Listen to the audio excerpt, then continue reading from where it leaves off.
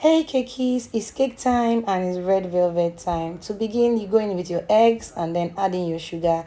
Mix that up until it's well combined, just as you see me doing in the video.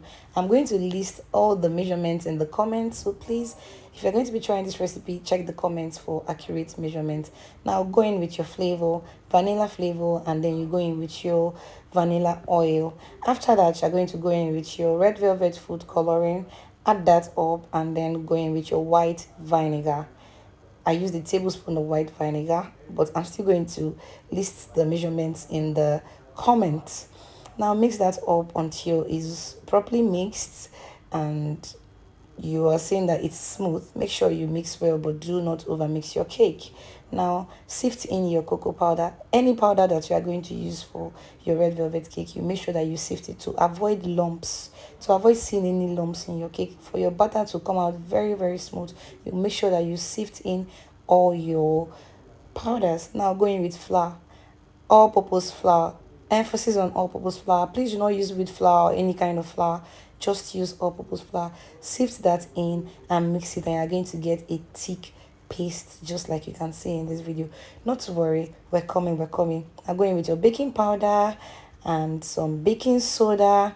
Sift that in and then continue to mix your pastes, your thick paste. Now going with your vegetable oil, yes, the vegetable oil that you know.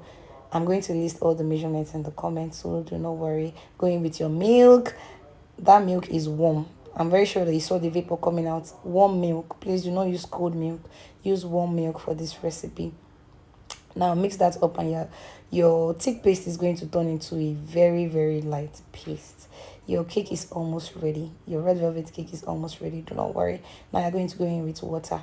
This water is hot. Now the kind of hot water you need is the type that can stand your skin. Like when you put your finger or your skin inside, it can stand the heat, but not warm water, hot water. But make sure that the water can stand, your skin can stand the heat of the water.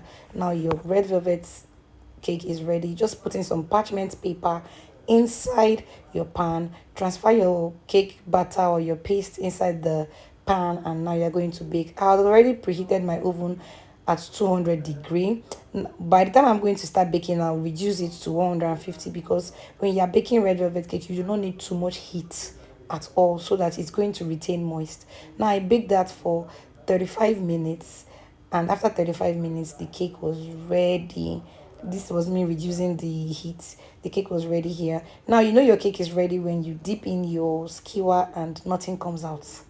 Then you know that your cake is ready. Make sure you cover up your cake after baking, your red velvet cake after baking, to retain moist. This was very good. Let me know if you're going to be trying this recipe. It's one of the best recipe for beginners. Thank you so much.